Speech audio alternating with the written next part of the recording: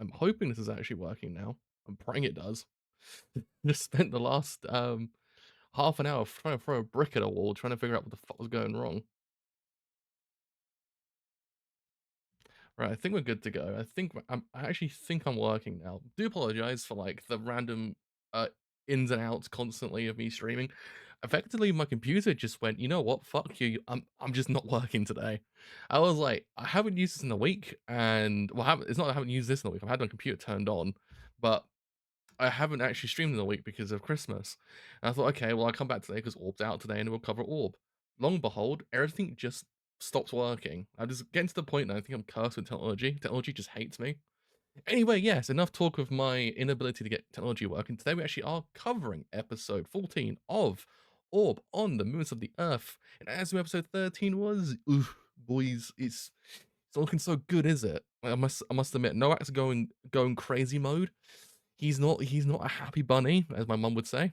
And yeah, I mean I read it, so I know what's gonna happen, but I ain't looking forward to the episode at all because I was like, those preview images, bruh. Those preview images, bruh. Anyway, it's actually put on Twitter that I can actually finally say I've gone live before I holler brick at my laptop because it just doesn't want to work. Streaming. Come by and get comfy as we watch some more Orb. In the meantime, what I probably might try and do as well, because there's no subtitles this stream, is because I think maybe there's something conflicting there. Not too sure.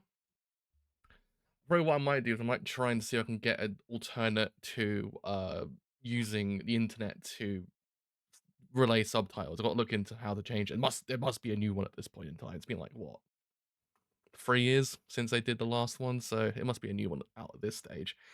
Anywho, now that we actually can finally watch the episode, let's get a show on the road. Let's start this thing in 3, 2, 1. Let's start this thing absolutely now. Hey, started straight away. It's also working as well, thank God. I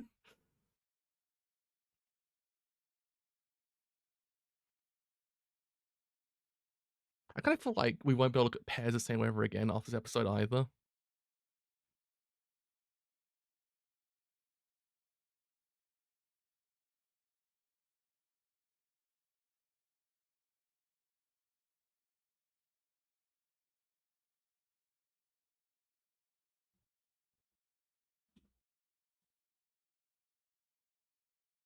Ew, bruh.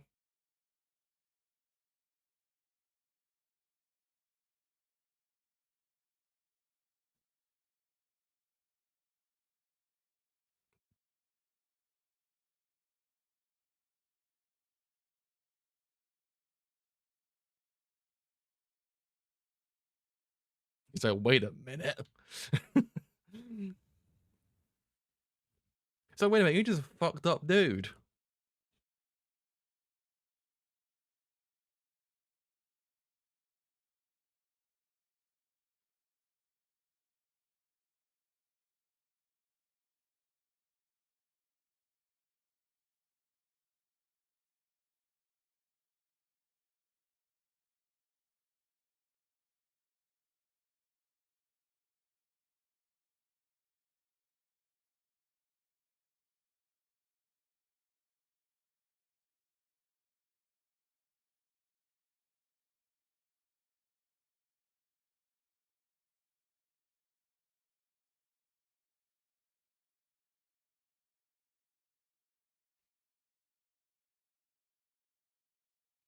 The thing is, as well, because it was pointed out to me when I was watching was reading, sorry, the actual volume, is the scene when he puts the pear thing in his mouth. That's actually alluded to at the beginning of the yeah. Well, it was at the beginning of the manga as well, but also at the beginning of the series. The first shot you see of the series is Noak putting the pear device into his mouth. I thought that's actually kind of cool, but also kind of fucked up. I hate it. So, I live with that knowledge now. Kind of cool though when you think about it that he foreshadowed the entire thing, but still, that's kind of fucked up. But yeah, I mean, I guess really the prior episode really was Noak's episode really, because it really does delve into him personally. It doesn't really it kind of feels like you're starting to get into the head of him and why he's the way he is, and it's actually quite interesting because again, like I said, in his warped way of thinking, which is his own way of thinking, is why would anyone go against God? Like, why would anyone ever go against what he's giving you? He's giving you everything. And when you look at it from that perspective, you start to understand like the way that they've been told this entire time for the whole entire existence that God gives you everything and you'll be thankful eventually you'll reach heaven. You kind of realize that yeah, why would they? Why would they ever go against it? If they're taught that so much to the point of delusion, why would they ever go against it? And it goes to show you like how I guess fucked up the way they teach things is because it gets to the point that it goes beyond just faith and more into delusion, and it's kind of scary because again, he's sort of getting to the point that this is a personal thing, but even before this point, it's one of those things that it sort of goes to show you how messed up the church is. When you think about it, if anything what I just said made any sense, I don't know, but that's my thoughts.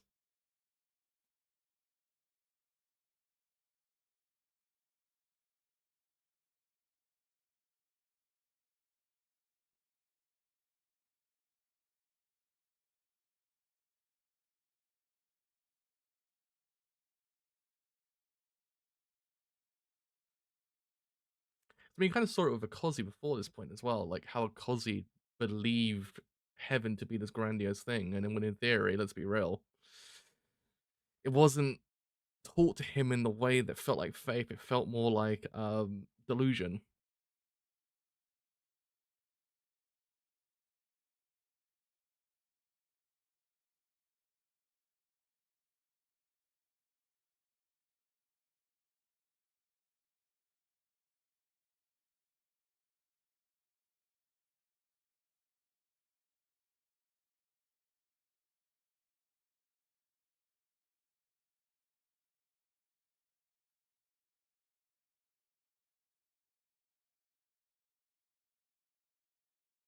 I also kind of feel like what this show does do really well as well. It has those micro developments of the characters because Badeni's a prime example of that.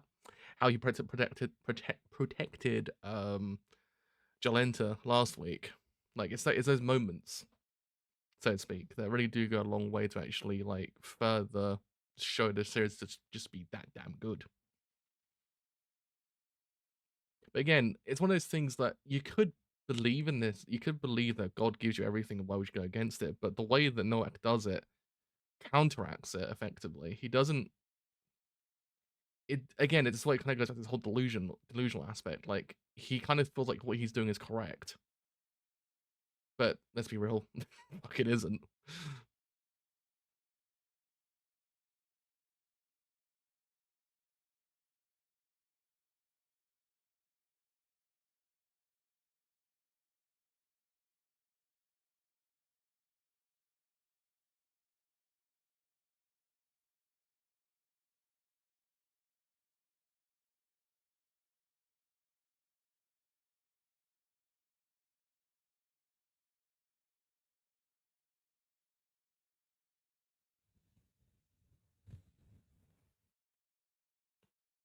I always will say that the actual antagonists in the show actually are very fascinating.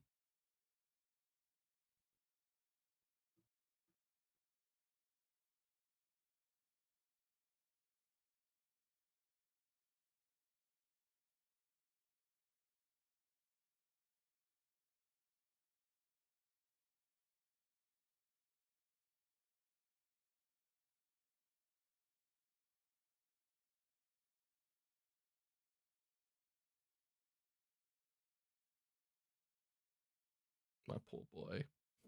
My poor boy. My poor boy. Save my boy.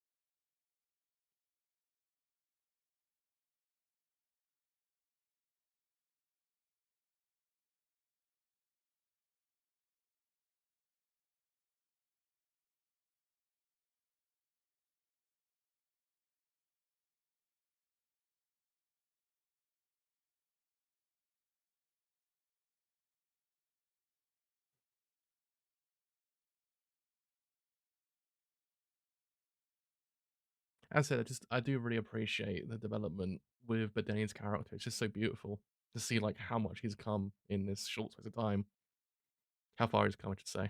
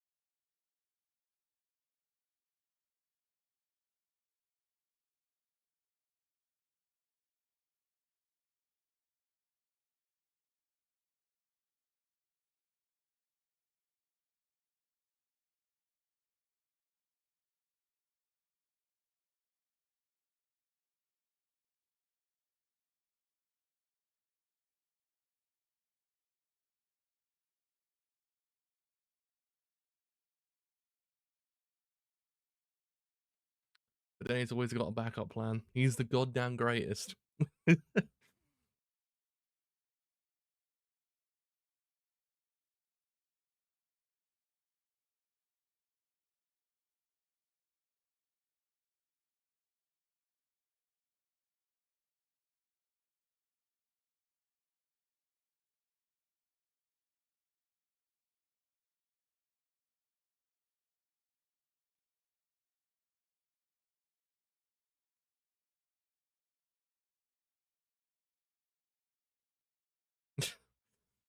Just- I guess there's technically a compliment in a very roundabout way.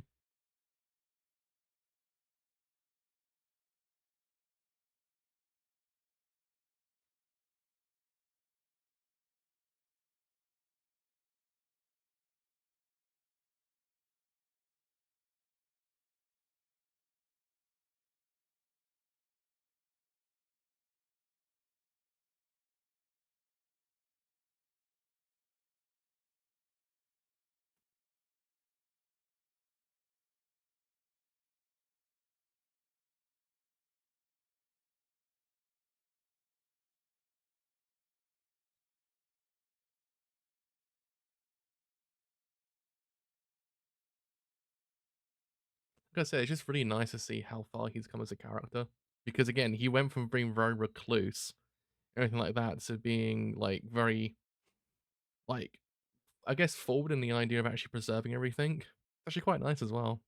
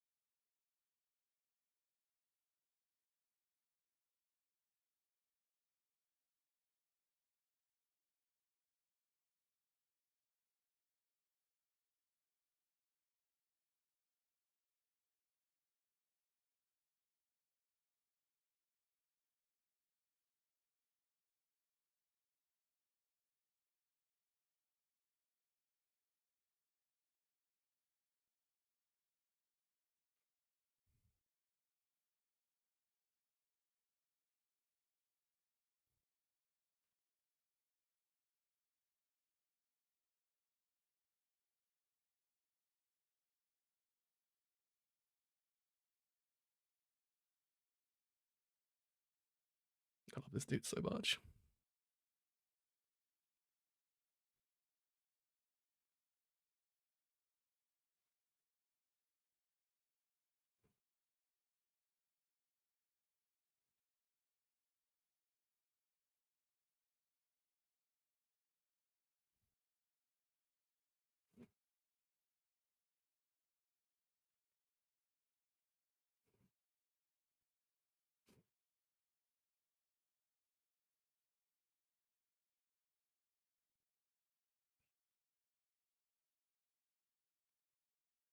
I hate how good this fucking series is.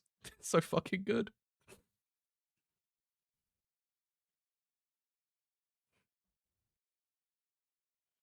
I actually like at that point just realized, wow, this series actually probably is the best series I've ever read. Yeah, it's just it's so perfect.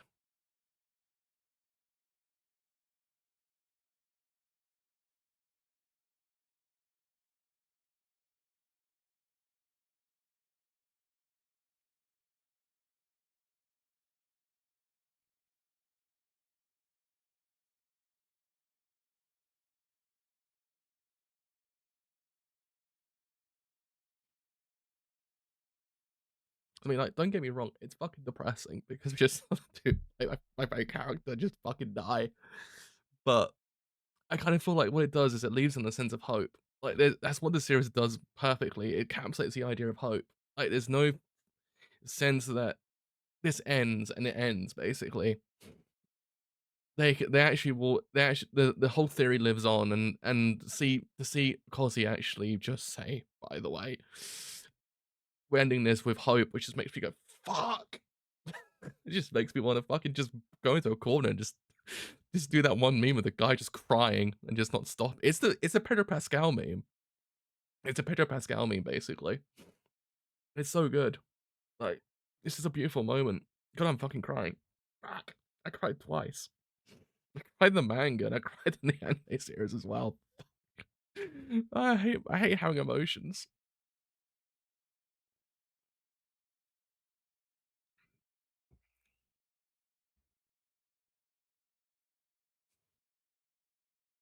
It's so good, this series though.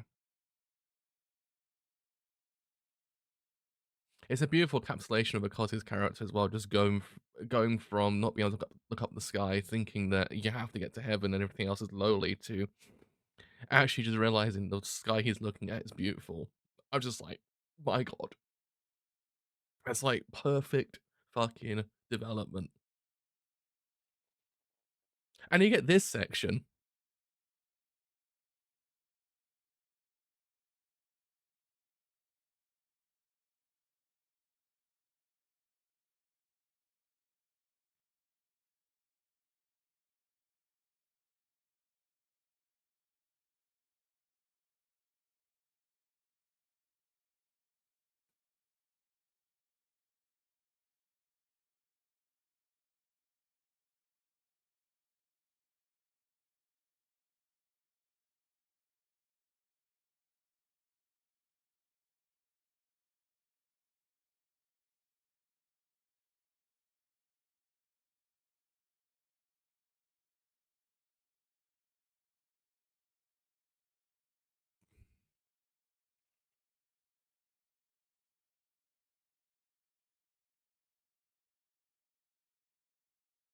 I guess the one thing I do also kind of like as well, that it's sort of starting to kind of creep in, is the idea of like the Inquisitors sort of realizing that that what they're doing is very incorrect.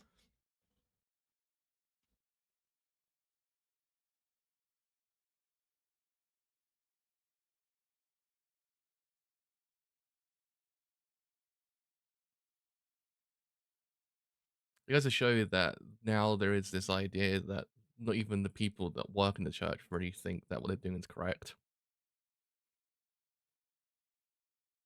But then again, who's to say after a while they might just sort of go the same way same way as Nowak and just go, you know what, fuck it, kind of basically.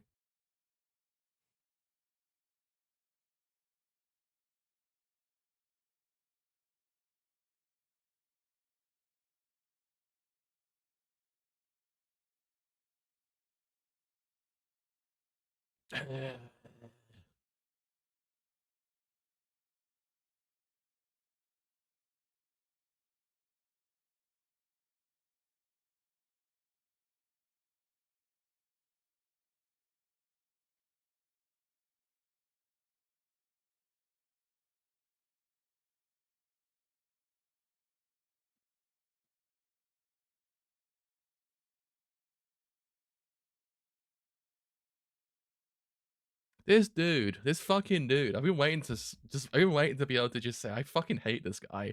Like, fuck this guy. Like, I hope he just like has the worst day ever. I don't know what's gonna happen. I just want to know the worst day ever. He's just a fucking asshole. He's a grade A hole. One of the worst. Smelly men. Smelly dude. Hate him. God, it's so annoying.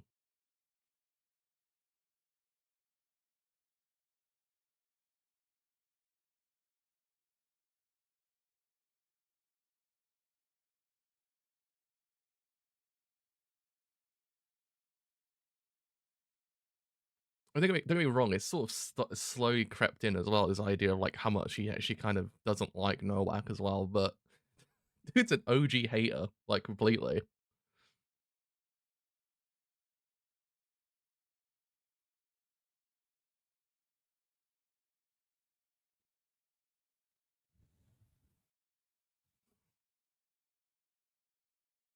So I take it we've got maybe one more episode with arc entirely, and then it finishes probably next week, I imagine.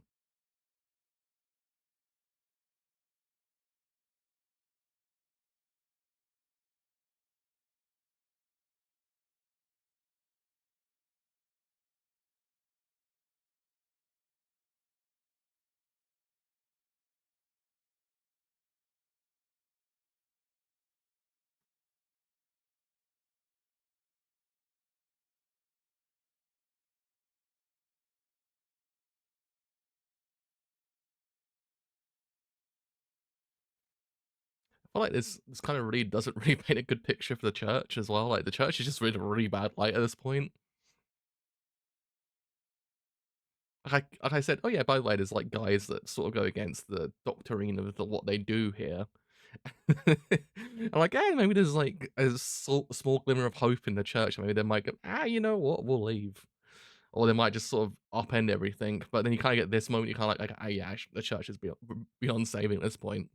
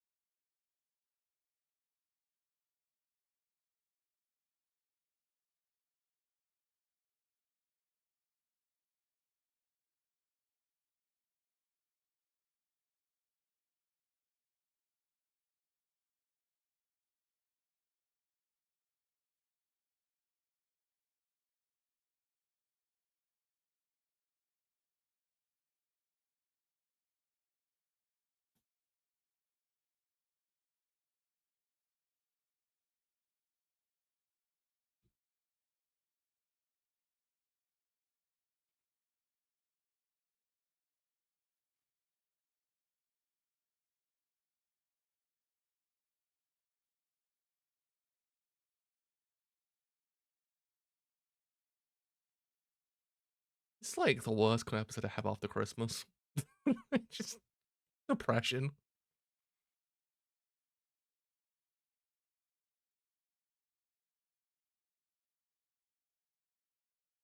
Well, I appreciate the fact that he's like, yeah, by the way, if we just like, if we like say, oh yeah, like Novak's daughter was a heretic, and we tried her and all that shit, and Novak is finished. No, you're making basically Big Boss from Metal Gear Solid 3 at this point. You make it, you're gonna fuck up and fuck up badly. Whether or not he'll go full John Wick on the church is a different matter, but he'll turn into Solid Snake though, not Solid Snake, but Big Boss.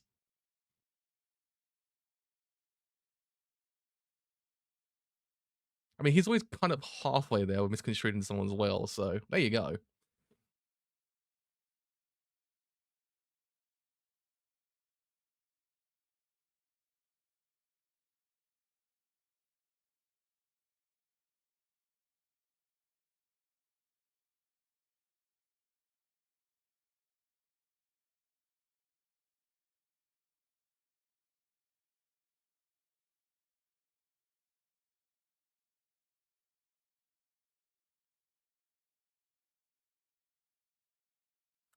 I was thinking they might have added a little bit off this chapter into this episode, but I might just do a whole episode dedicated to it, I imagine.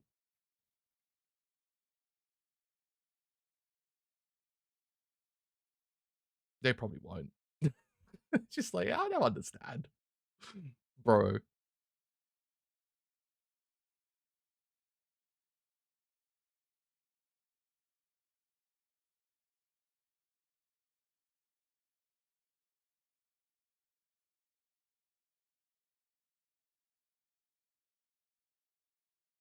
And there we go. There was Depression Mark II, essentially. Yeah, I mean, as always, exquisite episode. I mean, it does do everything perfectly. There's not a single thing like really I can falter in the episode itself. I guess one might be able to actually possibly say the production might be a little bit hit and miss here and there, but eh, I know it's not detrimental essentially. But yeah, like I said during the episode, what I kind of feel like this episode really does do, it brings a Kozi and Medeni full circle essentially. There's a pun in there somewhere probably, but it brings them full circle because now you saw who was once a recluse, once didn't really believe in the whole idea of history and everything like that. Actually, want to preserve this and actually want it for future generations to actually appreciate it. And you see someone who went from not being able to look up at the sky to finally being able to actually look up at the sky and actually think it's beautiful. Those sort of moments really go a long way, and I kind of always say it's about this show is that, and I feel like it's very important that the big moments are very crucial to to the plot of this show. But I feel like these moments are what make this show special. It's the little bits of like micro development in the characters that you don't see too often in other shows because effectively, I keep drumming on about it because I really do honestly drum on about it a bit too much. But I drum about the idea that it is you're seeing what is otherwise not accomplished in 50 episodes or 100 episodes in the span of maybe 10. And it's impressive to see fully realized characters, very real people at this point. Let's be real. It doesn't really feel like they're actually anime characters at this point. You feel like you're watching real people like you're seeing this development. It's perfect. It's one of those things you just don't see it often. It's impossible to pinpoint on a show from my memory. Well, I mean, most Sungatsu no Line did it as well. I don't remember any other ones that I've seen like in the last 5 years. I probably have done it, but Sungatsu is probably another example that you just see a character arc in a short space of time that really does just drive home everything about what makes the show so good. And it's nice because again, it's one of those things that it's a depressing episode, but what it does in theory, like infuse with it, is the idea of hope. And I feel that's actually very important to the actual overall show. You need that hope because otherwise, again, what this show hinges on is the idea of history and preserving that history, and also the importance characters have in said history. And to see it kind of go up in flames, actually not ever kind of be seen again, yeah, I mean, it would be depressing, but at the same time, there is that development in Akasi's character, but there is that hope. Hope is still there, and hope is the important factor at this whole entire show. Hope is there, and I kind of like that because again, it's one of those things that hope has always been a theme in Arc Two, and I kind of like how it has gone full circle, and we probably will see more of it next week's episode if there is, and actually how important that hope actually is as well. And yeah, I mean, besides that, besides the moment I do want to forget about, now I've read it and watched it, I just don't want to think about that moment ever again. The thing with Jalinta's character as well really does sort of drive home this idea that the church really operates in this whole concept, like I guess the maybe the holier than thou kind of concept. Like they sort of believe they're above everything, and actually that's why they can, in theory, do all these things. But in the same time, with Antoni's character, it's one of those things that he just fucking despises Noak.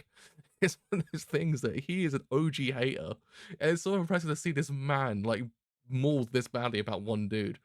And it's like one of those things like, yeah, we've got rid of her. This is gonna be amazing for us. I'm like, bro, motherfucker will go full John Wick on your ass. He won't. He's not gonna let that go. And it's one of those things that it's good. We'll see. I guess we probably will see next week actually what the fallout of this whole entire moment is, because it's very crucial to the rest of the whole entire show as well. But I'm just like, he's like, yeah, we've done it. We've got this moment. It's amazing. I'm like, I mean, he is gonna go full John Wick, so just be prepared for that part. But yeah, I mean, we probably will in theory see the moment I like about Noak's character as well in next week's episode as well, so I can't wait for that. But like I said, what this show does do, and it does it in an amazing way, is it always reminds you of hope. And I kind of feel like that's very important. The idea of preservation, the idea of hope, and everything like that.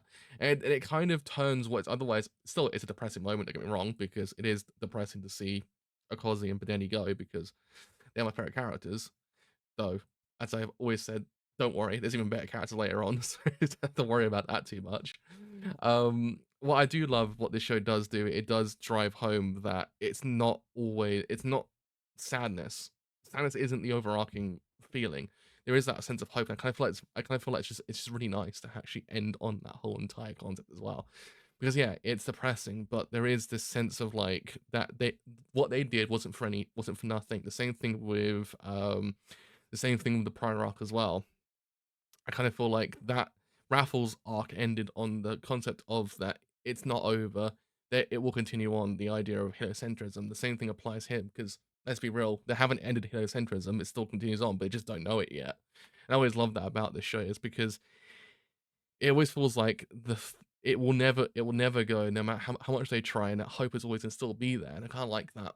So yeah, I'm gonna lie down in a corner of my room and cry a little bit because this is the episode I was not looking forward to this whole entire time. So I guess we'll see what happens next week. Hopefully, no hitches with the technology next week. I have to go fix a load of shit in my on my computer to actually see what's actually going wrong. So yeah, I've got to lie down for a long while. So you actually have enjoyed this whole entire stream as a whole on Twitch, and as always, do leave a follow on Twitch where you will see these streams live.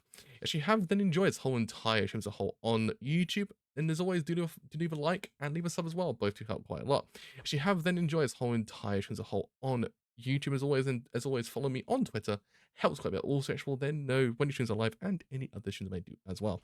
So until next time, episode 15 of Orb on the Movements of the Earth. I'll see you guys then. Bye for now.